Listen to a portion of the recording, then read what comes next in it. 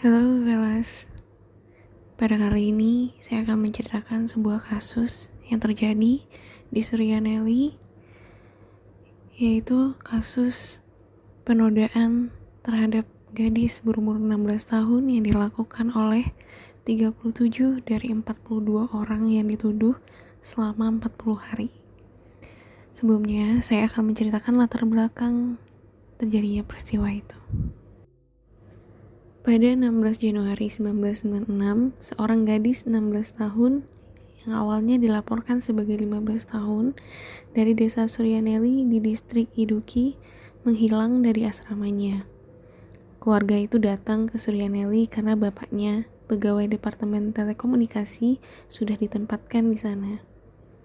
Gadis itu tinggal di asrama sekolah Biara Bunga Kecil di Munar, di mana dia adalah seorang siswa.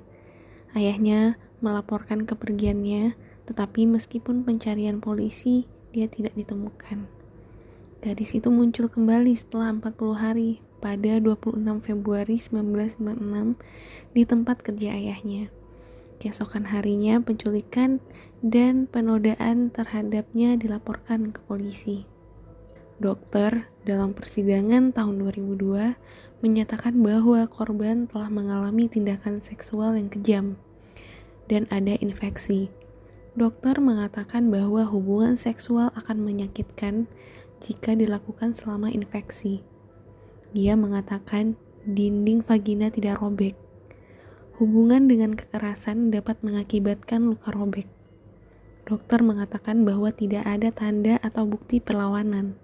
Namun, dokter tidak menutup kemungkinan terjadinya penodaan dengan menyatakan jika seperti yang dikatakan korban, dia dinodai setelah diancam dan diintimidasi, maka tidak akan ada tanda-tanda perlawanan di tubuhnya. Infeksi, peradangan, bisul, dan air mata segar ditambah dengan penderitaan yang terlihat dari korban menandakan kekerasan itu. Polisi menyebut 42 orang sebagai tersangka pada awalnya dan 40 diantaranya ditemukan pada tahun 1999. Daftar tersebut termasuk politisi dan orang-orang terkenal lainnya. Di Munar, gadis itu meninggalkan asrama pada 16 Januari. Di Adimali, gadis itu bertemu dengan Raju. Mereka naik bus pada pukul 16.30. Dan di kota Mangalam, Raju menghilang. Gadis itu tiba di kota Mangalam pada pukul 19.30 dan memutuskan untuk pergi ke Kottayam. Di Muvattupuzha, gadis itu mencapai Muvattupuzha dengan bus. Dia melihat Usa di bus. Dia berganti bus di sini. Di Kottayam, dia mencapai Kottayam dan didekati oleh Usa dan diperkenalkan dengan Dharma Rajan. Dharma Rajan menodainya di sebuah pondok. Dan di Ernakulam, gadis itu dibawa ke Ernakulam dengan bus. Penuntut menemukan bahwa dia telah dibujuk oleh konduktor bus, Raju, yang merupakan terdakwa 1, untuk kawin lari dengannya. Gadis itu dikabarkan jatuh cinta padanya. Raju meminta gadis itu untuk meninggalkan asramanya di Munar dan menemuinya di Adimali pada 16 Januari 1996. Di sana, dia meyakinkannya untuk menemaninya ke kota Mangalam dan mereka berangkat pada pukul 16.30. Pria itu meninggalkan gadis itu di bus dan menghilang di tengah jalan. Gadis itu sampai di tempat tujuan pada pukul 19.30. Dia memutuskan untuk melanjutkan perjalanan ke Kottayam di mana saudara perempuan ibunya tinggal. Dia naik bus ke Muvattupuzha. Mencapai Muvattupuzha, dia naik becak otomatis ke halte bus KSRTC. Dari sana, ia mengambil bus penumpang cepat menuju Trivandrum. Di bus ini, dia melihat seorang wanita yang kemudian diidentifikasi sebagai Usa, yang merupakan terdakwa kedua.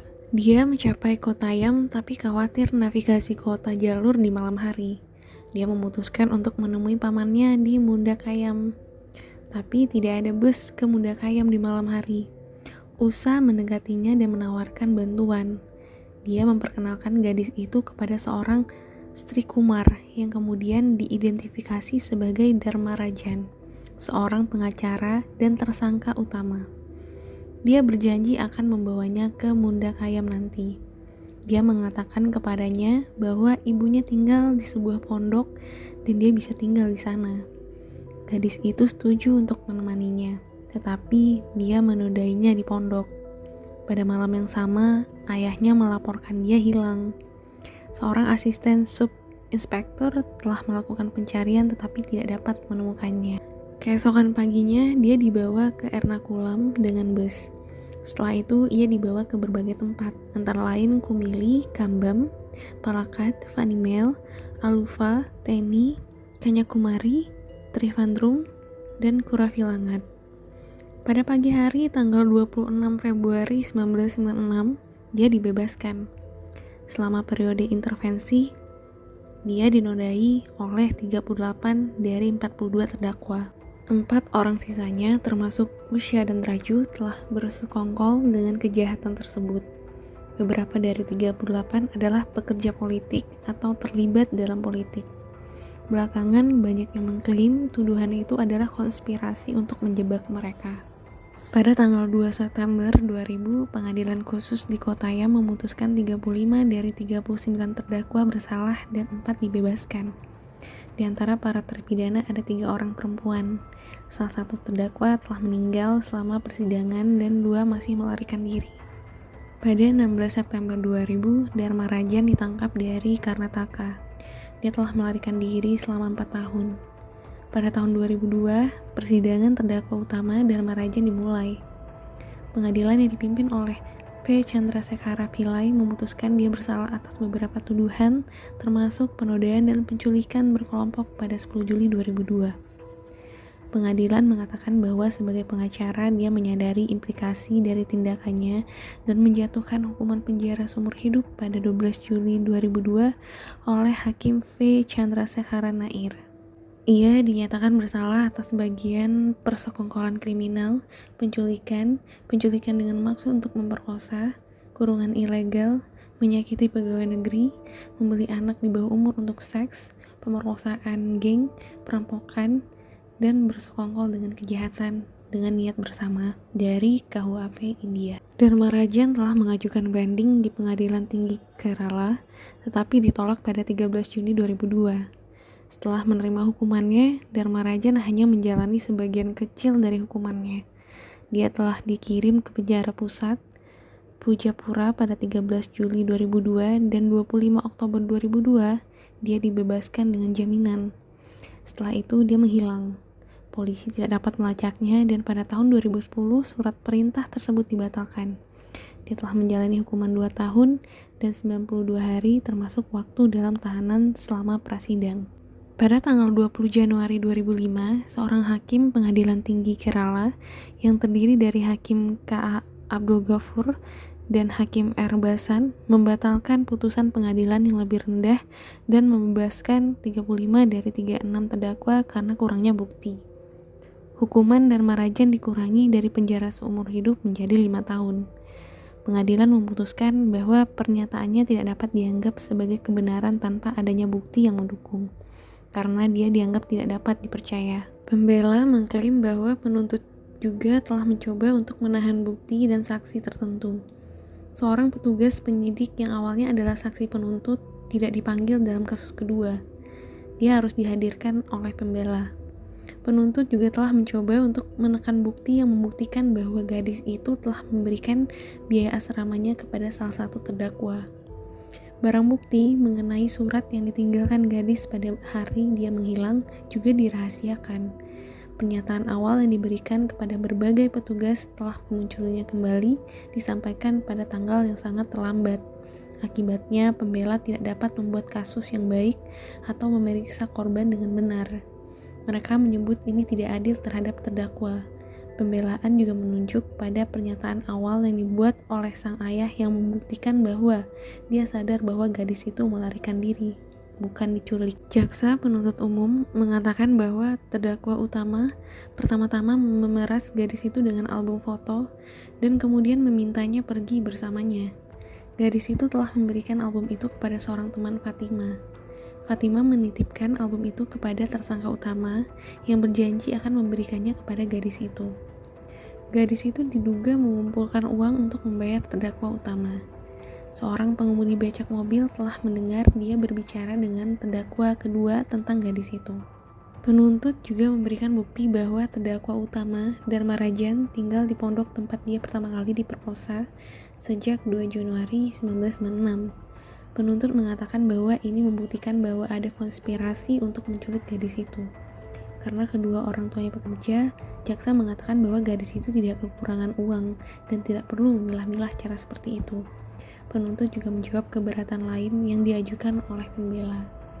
Pengadilan mencatat bahwa beberapa petugas investigasi mengetahui keberadaan surat yang ditulis oleh gadis itu sebelum dia menghilang, tetapi mereka tidak mencoba melacaknya atau tidak menunjukkannya. Isinya hanya diketahui oleh saksi yang pernah membacanya sebelum diserahkan ke polisi, dan petugas penerima merekamnya. Saksi pernah mengatakan surat itu mengatakan bahwa dia akan bepergian dengan terdakwa utama, tetapi kemudian diklaim dia dipikat dengan janji pernikahan. Pengemudi becak terlambat ditemukan sebagai penyelidik dalam kasus tersebut pada tanggal 23 Juli 1996. Meskipun pada saat itu kasus tersebut menjadi terkenal, pengemudi tersebut tidak melapor ke polisi. Petugas investigasi sebelum dia mengetahui surat itu, dan dengan demikian tidak mencurigai adanya konspirasi. Penampilan pengemudi mengubah jalannya kasus. Saksi publik lainnya digunakan untuk membuktikan konspirasi. Telah mengubah pernyataan kemudian mengklaim bahwa dia dilecehkan oleh polisi dan harus pindah. Gadis itu tidak mencari tersangka utama ketika dia diduga menghilang di depan kota Mangalam. Pengadilan mengamati bahwa gadis itu menolak untuk berbicara tentang terdakwa utama. Setelah penantian panjang, tahun 2013, Perintah Pengadilan Ulang Mahkamah Agung menyusul kasus pemerkosaan Delhi 2012. Sebuah kelompok hak-hak perempuan, Janadipatiya Mahila Association, mengajukan petisi ke Mahkamah Agung India dengan menunjukkan bahwa banding terhadap pembebasan Pengadilan Tinggi Kerala telah tertunda selama 8 tahun. Hakim Altamas Kabir mengetahui kasus ini. Pada hari pertama, 31 Januari 2013, Majelis Hakim A.K. Patnaik dan Gyan Sudha Misra mengesampingkan putusan Pengadilan Tinggi Kerala. Sidang baru oleh Pengadilan Tinggi Kerala dan hukuman dalam waktu 6 bulan diperintahkan. Setelah perintah Mahkamah Agung, surat perintah baru dikeluarkan untuk Dharma Rajan. Pada tanggal 15 Februari 2013, polisi Kerala menemukan Dharma Rajan di Sagara, Karnataka. Polisi menemukannya mabuk dan berjalan di jalanan. Pada 16 Februari 2013, ia dihadirkan di pengadilan Kottayam. Dia diperintahkan untuk menjalani sisa hukumannya dan dikirim ke penjara Tiruvananthapuram. Kondisi korban dan keluarganya setelah kejadian, pada tahun 2006 dilaporkan bahwa gadis itu bekerja di kantor pajak penjualan di Devikulam. Pekerjaan itu diberikan kepadanya oleh pemerintah LDF di bawah pemerintahan Ketua Menteri X Nayanar yang berasal dari CPIM. Keluarga tersebut telah membangun sebuah rumah di Suryaneli, tetapi mereka harus menjualnya dan pindah pada tahun 2006 karena lingkungan yang tidak bersahabat. Dalam video ini, tidak ada foto ataupun gambar ataupun video dari si korban guna untuk menghormati status sosial yang beliau jalani pada saat sekarang ini. Sebuah film berbahasa Malayalam, Achanurangata Vidu, dibuat oleh sutradara Lal Jose berdasarkan kasus ini, dan film ini dirilis pada tahun 2006 dan mendapatkan rating tinggi di IMDb. Itulah ending dari cerita kali ini. Semoga kita ketemu pada cerita yang lebih menarik lainnya. God bless you.